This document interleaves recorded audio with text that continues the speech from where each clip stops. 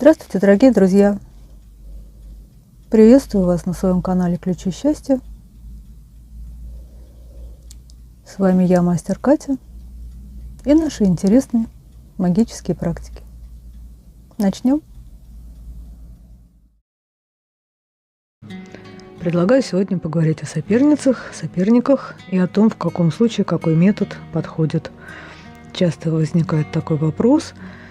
Часто, когда говорят, что у меня не сработало, я отвечаю, что, наверное, вы не так выбрали обряд.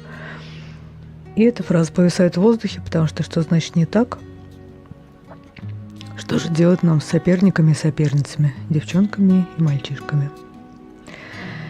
И в каком случае какая группа обрядов нам подходит, а какая бесполезна? Закрытие от всех, кроме себя. Есть такая группа обрядов. Эти обряды подходят в первую очередь, когда факт измен не очевиден, и конкретное имя конкретного персонажа, соперника или соперницы не фигурирует, но вы опасаетесь и ревнуете. Есть общество людей, какие-то потенциальные кандидаты на романтику у вашего партнера, и нет никакой конкретной персоны. Как действуют такие обряды закрытия от всех, кроме себя? Они, как правило, делают человека неинтересным для противоположного пола, то есть теряется внимание к человеку. Какие издержки? Вам тоже станет с ним скучнее, он будет вам меньше нравиться. Но есть мнение, что это ничто по сравнению с тем, что он зато весь ваш. Там снижается гормональный фон, и поэтому, если человек не очень темпераментный, ваш мужчина или женщина, то снижение сексуального аппетита и потенции тоже происходит. Просто от снижения гормонального фона вследствие такой магии. Группа обрядов 2. Остуда.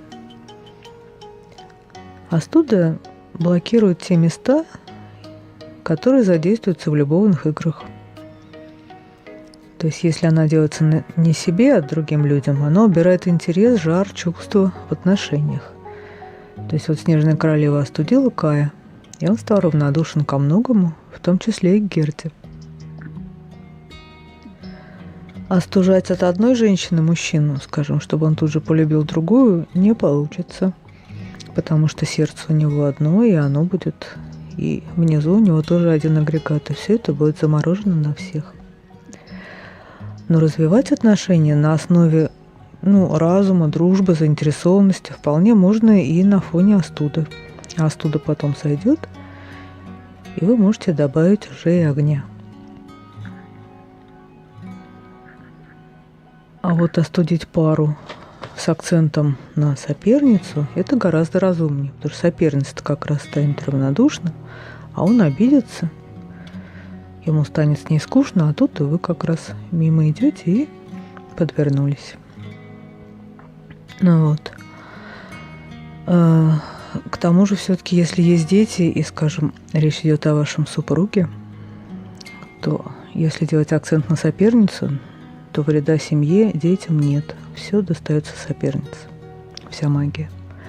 Это просто разумно. Третья группа обрядов. Порча на соперницу или соперника. Вот в семейных драмах и треугольниках с участием мужа и жены порча на соперника или соперницу всегда предпочтительней отворота. Потому что отворот попортит не только соперника, или соперницу, но и вашего супруга, а соответственно через него и ваших общих детей. А порча на соперницу достанется только сопернице. Приведет к тому же результату, но в вашей семье не будет вредоносной магии. Это разумно. Как видно из моего рассказа, роль соперницы незавидна. И положение соперницы, конечно, супротив жены очень уязвимое. Роль соперницы требует от женщины осторожности и грамотности, потому что, правда, можно сильно пострадать. Как правило, силы отдают предпочтение жене, матери детей, и отдают под удар женщину, которая хочет разрушить брак. Рассорки – еще одна группа обрядов. В текстах рассорок очень часто встречаются слова «пусть такой-то и такая-то живут, как кошка с собакой, дерутся, кусаются, кровью обливаются» и так далее. В принципе, рассорки могут срабатывать очень быстро, и скандалы отличаются большой разрушительной силой, такие магические. Но если целью стоит разлучить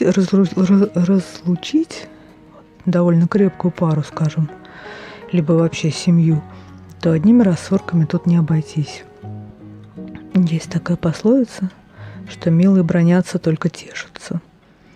И от рассорки порой можно получить противоположный эффект. То есть, поругавшись и поскандалив, милые мирятся и еще крепче друг друга любят.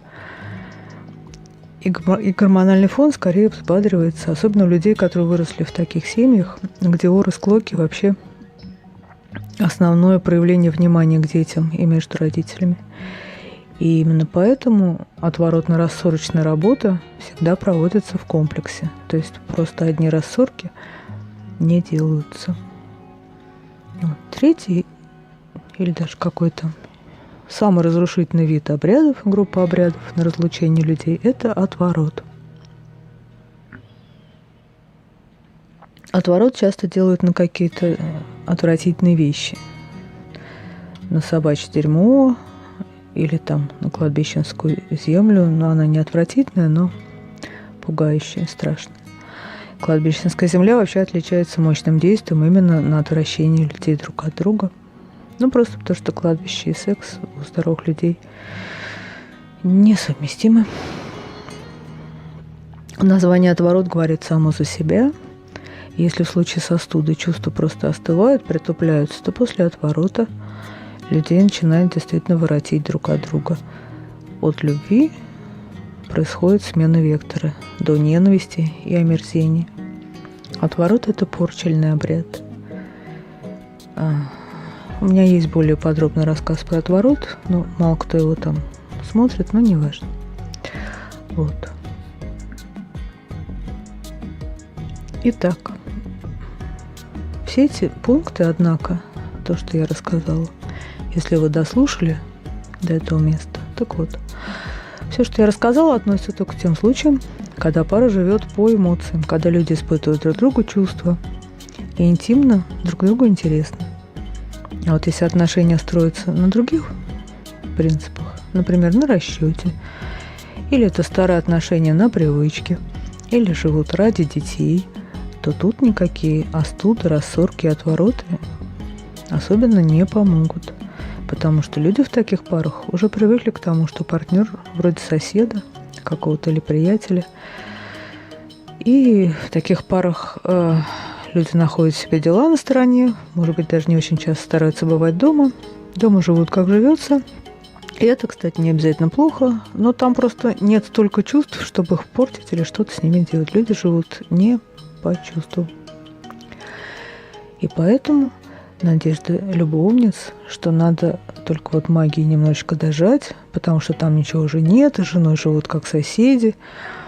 Так вот, именно поэтому надежда любовниц на магию не оправданы. Они живут как соседи, им это удобно, надежно, они к этому пришли. И магия на чувствах как раз здесь не очень эффективна. Что же делать в таких случаях? Ну, такие случаи тоже существуют методы. И если вам интересно, вы можете посмотреть второй выпуск моей лекции, в которой я расскажу про это и про многое другое, имеющее отношение к борьбе с соперниками и соперницами. Таким образом, чтобы эта борьба привела к победе и к тому, чтобы вы получили то, что хотите, вашего любимого человека.